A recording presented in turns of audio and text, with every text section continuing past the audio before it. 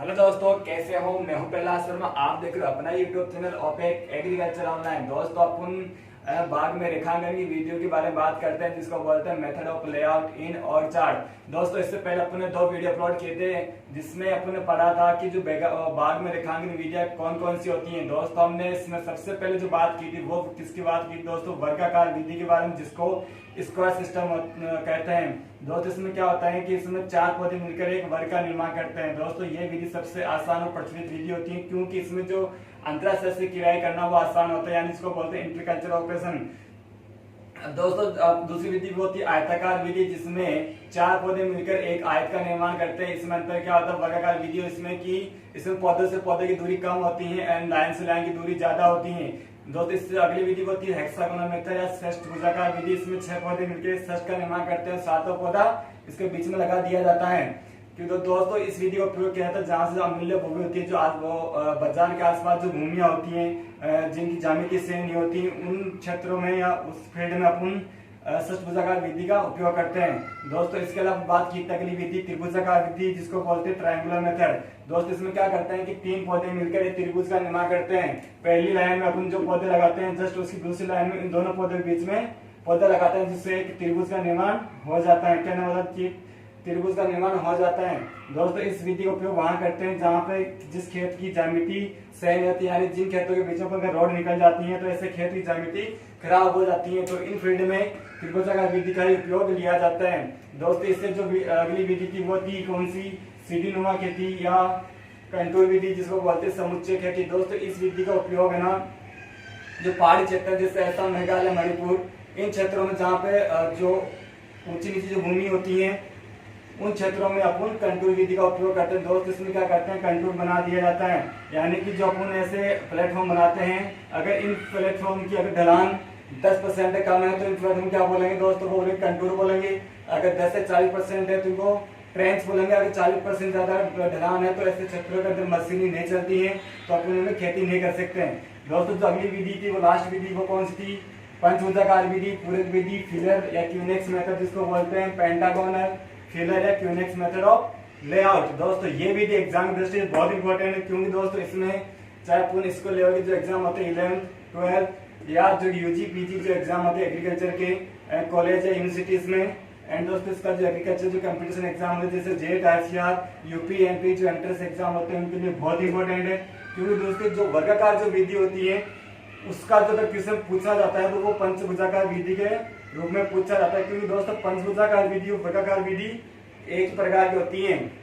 इसमें भी 4 पौधे मिलकर एक वर्ग का निर्माण करते हैं। दोस्तों, इसमें क्या होता है कि अक्सर जो वर्गाकार विधि होती है उसमें जो बड़े पौधे हैं वो लगाए जाते हैं। अब दोस्तों, जो बड़े पौधे होंगे वो कम से कम अपन को 5 से साल बाद अपन उत्पादन देना शुरू करते हैं। तो दोस्तों, इतने समय तक एक किसान इंतजार नहीं कर सकता, क्योंकि किसान क्या चाहता है कि मैं प्लांट लगाने के 1 साल के भीतर ही मैं उत्पादन लेना शुरू करता हूँ, जैसे मेरी आर्थिक स्थिति उभरती रहे और मेरा इनकम जो है बैलेंस वो रेशियो बना रहे। इसका दोस्त क्या करता है किसान वर्गाकार विधि के अंदर 4 पौधे मिलकर एक वर्ग का निर्माण करते हैं। एंड इस विधि में क्या होता है जो 5वां पौधा है वो इनके बीच में लगा दिया जाता है, जिसको क्या बोलते हैं पूरक पौधा।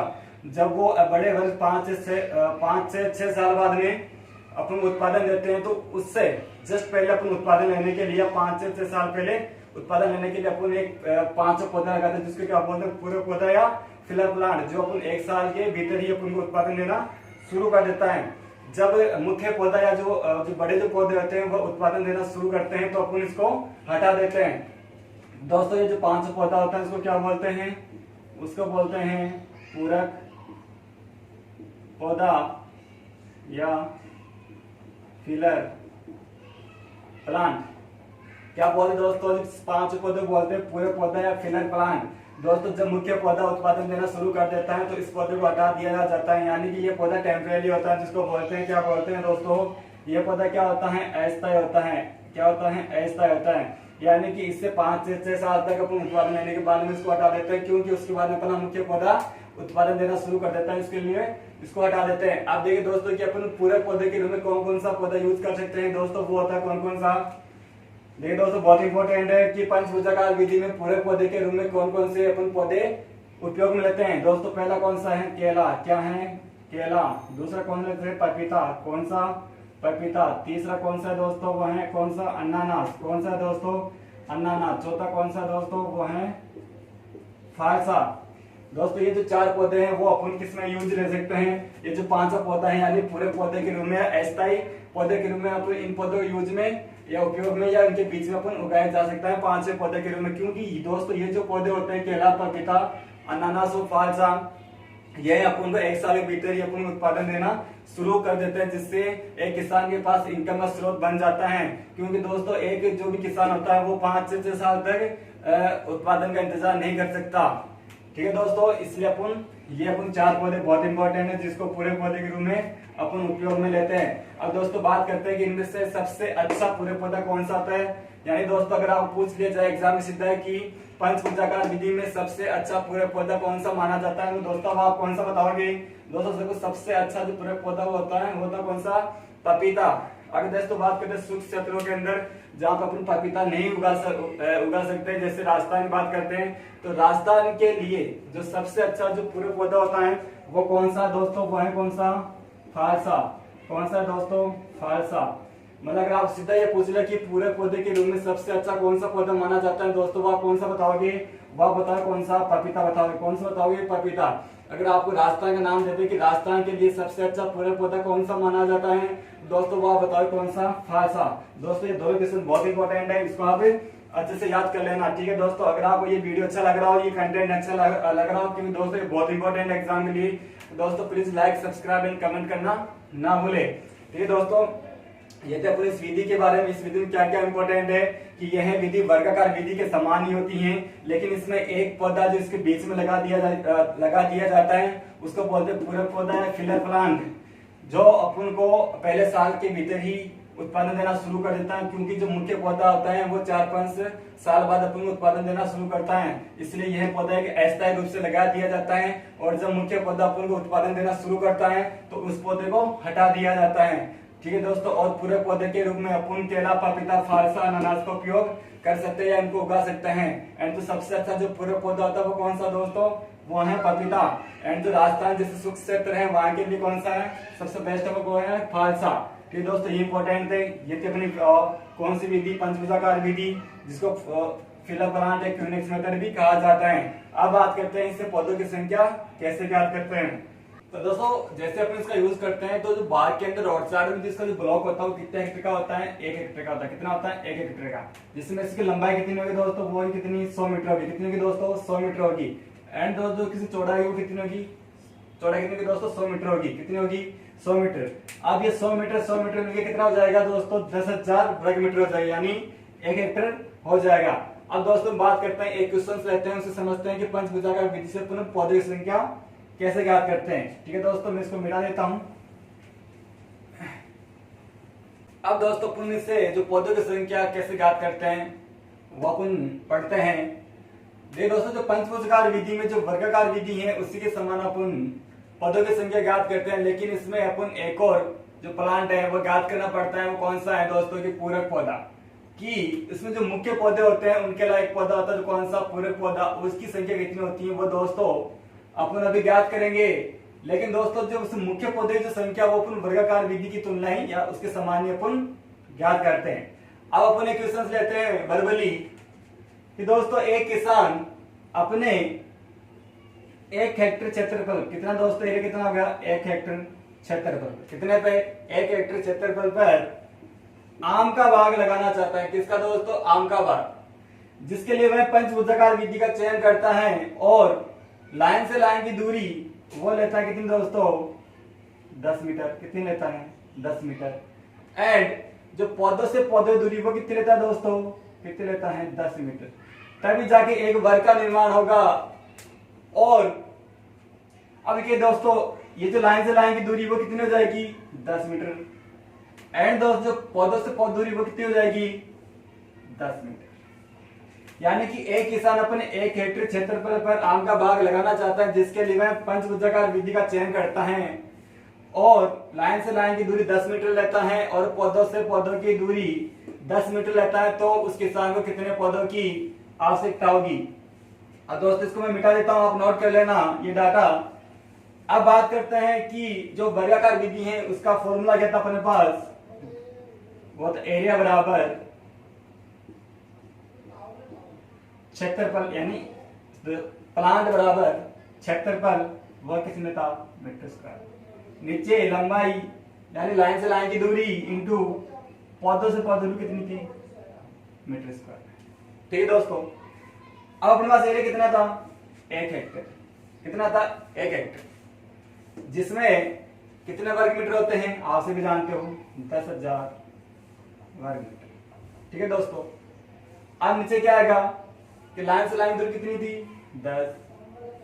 प्लांट से प्लांट दूरी या पौधों से पौध दूरी वो कितनी थी, 10। कितना है दोस्तों, यानी कि 100 पौधे। कितना हो गए, तो इसका मतलब क्या हो गया, अपने पास जो मुख्य पौधे वो कितने हैं दोस्तों, कितना है, 100 आ गए। कैसा है, 0 से 0 या 0 से 0, यानी 2 0 कटिए कितने देंगे, 100। तो यानी कि 1 हेक्टेयर क्षेत्रफल पर उसको 100 पौधों की आवश्यकता होगी हुई। ठीक है दोस्तों, अब ये मेरे पास 1 हेक्टेयर का ब्लॉक है जिसमें से 100 मीटर लंबा 100 मीटर चौड़ा है। अब इस 1 हेक्टेयर में अगर मैं 10-10 मीटर की दूरी रखता हूं या पौधरोपण दूरी रखता हूं, तो इस एक तरफ कितने पौधे आएंगे, कितने आएंगे दोस्तों, 10 आएंगे। कितने आएंगे, 10। आप गिन सकते हो, 1 2 3 4 5 6 7 8 9 10, और 10 इधर आएंगे तो 10 into 10 कितने जाएंगे दोस्तों, 100। बस 10 इधर और 10 इधर, तो 10 into 10 बराबर कितना जाएंगे मुख्य पौधे, 100 पौधे। अब ज्ञात करें दोस्तों कितने पूरक पौधे ज्ञात करते हैं, कितने ज्ञात करते हैं, पूरक पौधे। पूरक पौधे कैसे ज्ञात करेंगे कि एक लाइन में मुख्य पौधे -1। पूरक पौधे कैसे ज्ञात करेंगे, एक लाइन में मुख्य पौधे -1। एक लाइन में मुख्य पौधे कितने दोस्तों, वह कितने हैं, 10।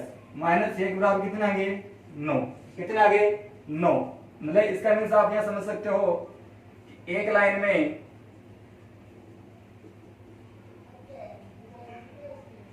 में पूरक पौधे कितना जाएंगे, एक लाइन में मुख्य पौधे -1 यानी 9।